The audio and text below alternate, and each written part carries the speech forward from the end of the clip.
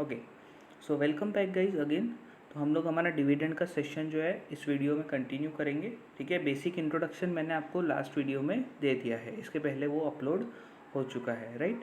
तो यहाँ पे आते हैं हम लोग कंपनीज एक्ट 2013 के सेक्शन 123 की बात करेंगे, जो कि डिविडेंड से रिलेटेड प्रोविजंस को गवर्न करता है। ओके, सबसे पहला clause, dividend shall be declared और paid by a company for any financial year only. Guys यहाँ पे कहता है, कंपनीज एक्ट कहता है कि जब तक आप इन पर्टिकुलर कंडीशंस को फुलफिल नहीं करते तब तक आप डिविडेंड डिक्लेयर नहीं कर सकते। तो सबसे पहली कंडीशन है, out of the profits of the company for that year arrived at after providing for depreciation.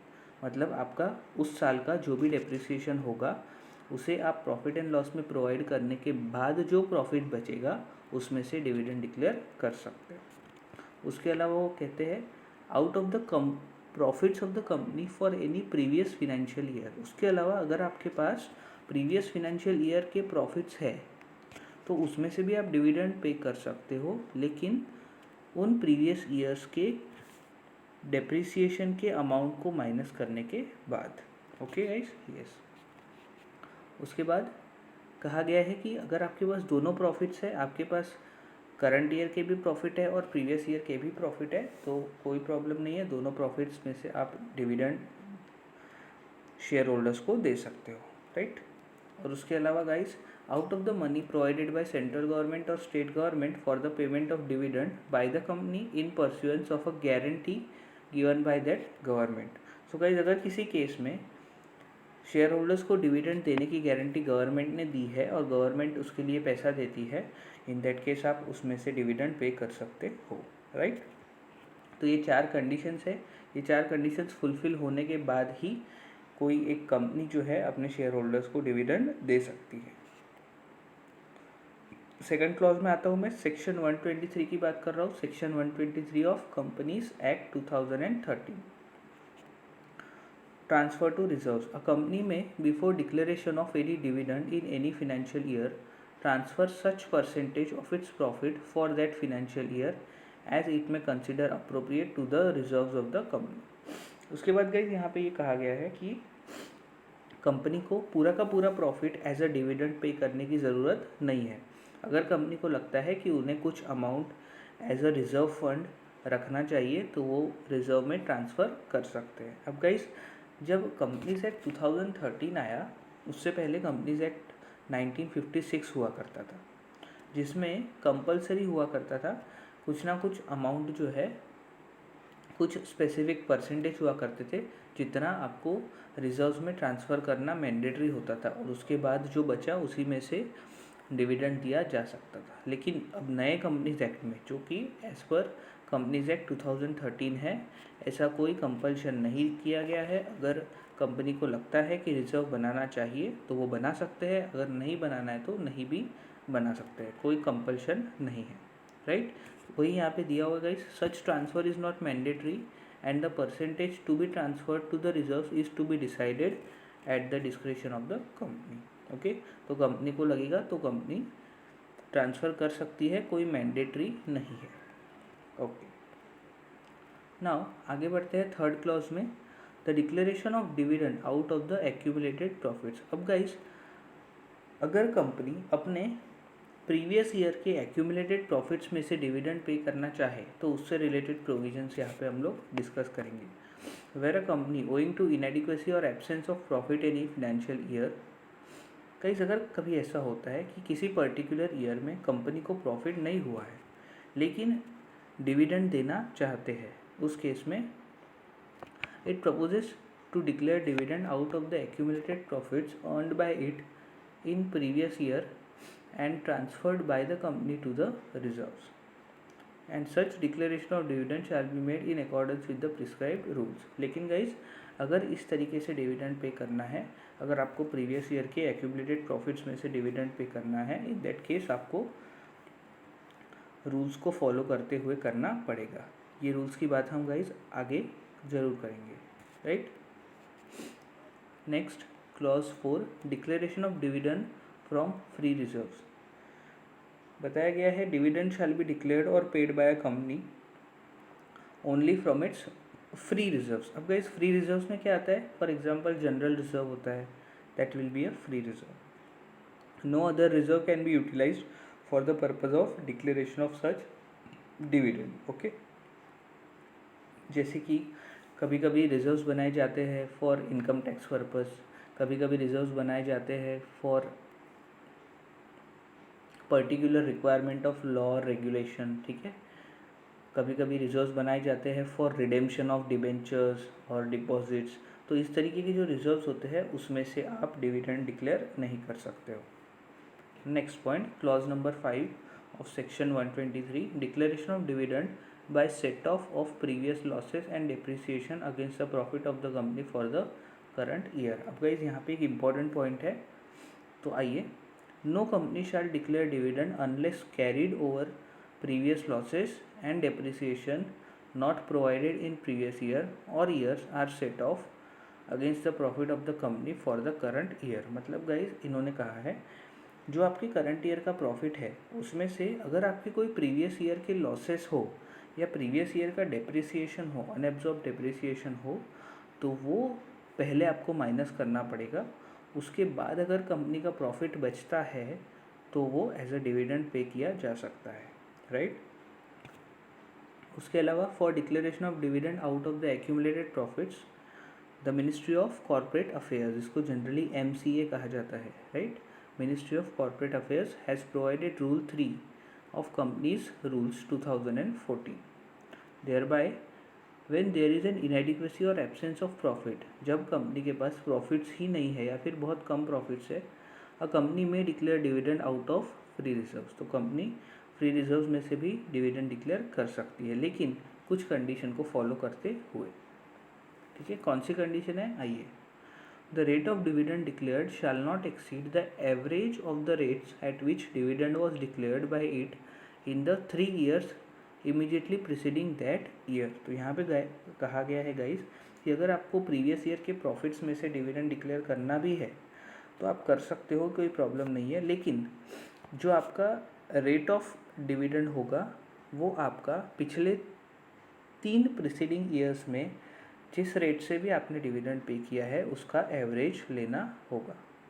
Max to max आप उतना ले सकते हो या उससे कम ले सकते हो, राइट ना। हाँ, लेकिन अगर कोई ऐसी कंपनी है जिसको 3 साल हुए ही नहीं है तो इन दैट केस ये रूल अप्लाई नहीं होगा। तो सर अगर किसी कंपनी को 2 साल हुए हो तो 2 साल का एवरेज लेंगे, राइट। और 1 साल हुआ है तो फिर 1 ही साल का वैल्यू रहेगा आपके पास, वही ले लेंगे। ओके, तो पहली कंडीशन समझ में आई गाइस आपको? यस, पहली कंडीशन है एवरेज डिविडेंड रेट की। दूसरी condition, the total amount to be drawn from such accumulated profits shall not exceed 1/10 of the sum of its paid up share capital and free reserves.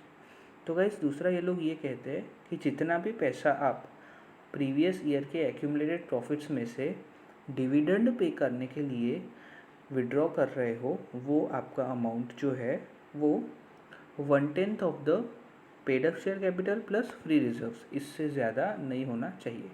मतलब maximum आप paid up share capital plus free reserves का 10% इतना ही amount आप withdraw कर पाएंगे, right. Yes, next condition, अब यहाँ पे ये कह रहे हैं द अमाउंट सो विड्रॉन, अब वो जो अमाउंट हमने विड्रॉ किया है, the amount so withdrawn shall first be utilize for set off losses incurred in financial year. उसके बाद कहते हैं कि जो अमाउंट आपने विड्रॉ किया वो अमाउंट आप पहले यूटिलाइज करोगे अगर आपके इस पर्टिकुलर ईयर के, जिस ईयर में आप डिविडेंड पे कर रहे हो उस ईयर में अगर कोई लॉसेस हुए हैं तो उन लॉसेस को एडजस्ट करने के लिए आप यूज़ करेंगे, राइट। और उसके बाद the balance of reserves after such withdrawal, हाँ तो वो हो गया, उसके बाद आप पे कर सकते हो। और लास्ट और एक कंडीशन है द बैलेंस ऑफ रिजर्व्स, अब जो रिजर्व्स में से आपने विड्रॉल किया है वो पेड अप शेयर कैपिटल के 15% से कम नहीं जाना चाहिए आफ्टर विड्रॉल। अगर ऐसा हो रहा है तो आप इतना अमाउंट विड्रॉ नहीं कर पाएंगे, राइट। अगर चारों कंडीशन में आपको कुछ कन्फ्यूजन है तो एक बार वीडियो को थोड़ा सा पॉज करके फिर से समझने की कोशिश करें, या फिर थोड़ा सा रिवाइंड करके फिर से देख लीजिए, राइट, उसके बाद ही आगे जाइए। Next clause number 6 of section 123, deposit of amount of dividend. अब गाइस सेक्शन 123 सबसेक्शन 4 ये कहता है the amount of the dividend including interim dividend shall be deposited in a scheduled bank in a separate account within 5 days from the date of declaration of such dividend। अब guys ये clause ये कहता है कि जैसे ही company dividend declare करती है, जितना अमाउंट उन्होंने एज अ डिविडेंड पे करने का डिक्लेयर किया है, वो अमाउंट वो लोग एक सेपरेट बैंक अकाउंट में विद इन 5 days डिपॉजिट कर देंगे, right.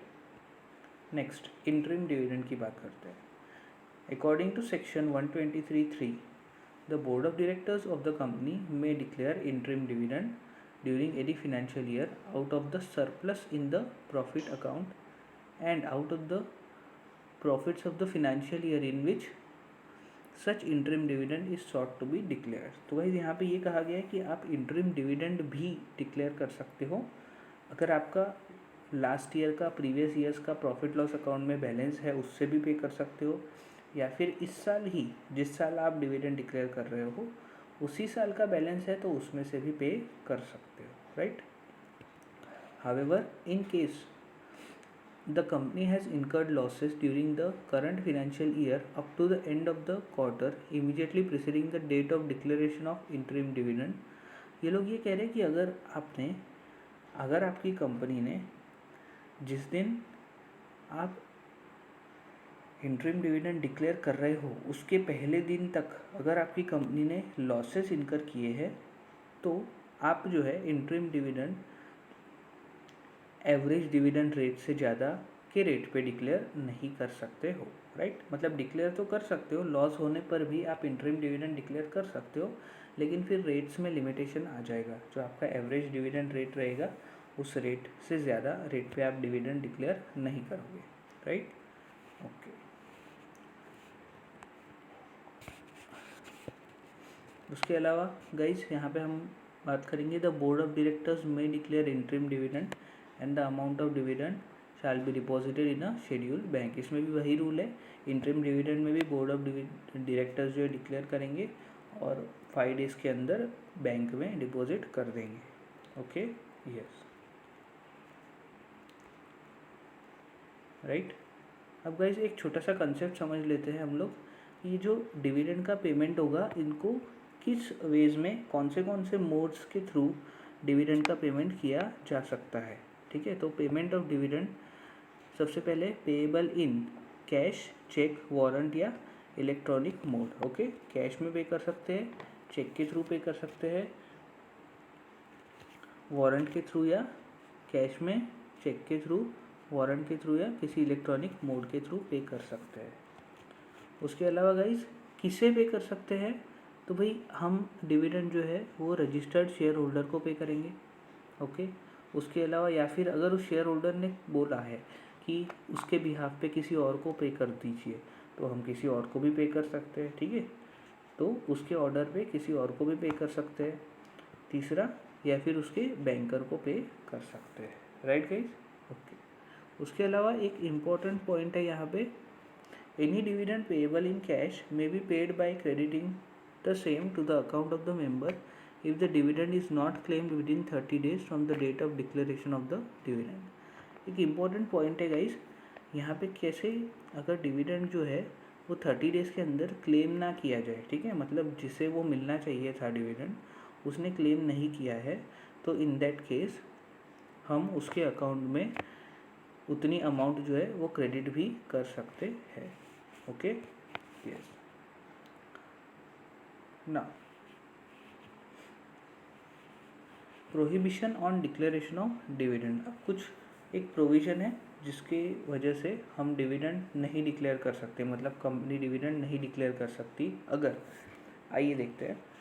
The act by virtue of section 123(6) specifically provides that a company which fails to comply with the provisions of section 73 and section 74। अब भाई section 73 क्या होता है, तो guys ये डिपॉजिट से रिलेटेड सेक्शन होता है, ठीक है, जहाँ पे कुछ प्रोविजंस दी गई है जिन प्रोविजंस को फॉलो करके आप पब्लिक से डिपॉजिट ले सकते हो, ठीक है। आप मतलब कंपनी की बात कर रहा हूँ। और सेक्शन 74 होता है उन डिपॉजिट्स का रीपेमेंट, ठीक है। तो अगर ये दो डिपॉजिट के एक्सेप्टेंस में और डिपॉजिट के रीपेमेंट में अगर आपने कोई प्रोविज़न को प्रॉपरली फॉलो नहीं किया है, इन दैट केस आप डिविडेंड डिक्लेयर नहीं कर सकते, राइट। नेक्स्ट क्लॉज 10 देखते हैं हम लोग, प्रोहिबिशन ऑन सेक्शन 8 कंपनीज, ठीक है। ये सेक्शन 8 कंपनीज गाइस ऐसी कंपनीज होती है जो प्रॉफिट मोटिव के लिए काम नहीं करती है, ये नॉट फॉर प्रॉफिट के लिए वर्क करने वाली कंपनीज होती हैं, ठीक है। So according to section 8(1) the companies having licence under section 8 of the act are prohibited from paying any dividend to its members. तो गाइस यहाँ पे ये भी कहा गया है कि सेक्शन 8 कंपनीज अपने मेंबर्स को डिविडेंड बिल्कुल भी नहीं दे सकती।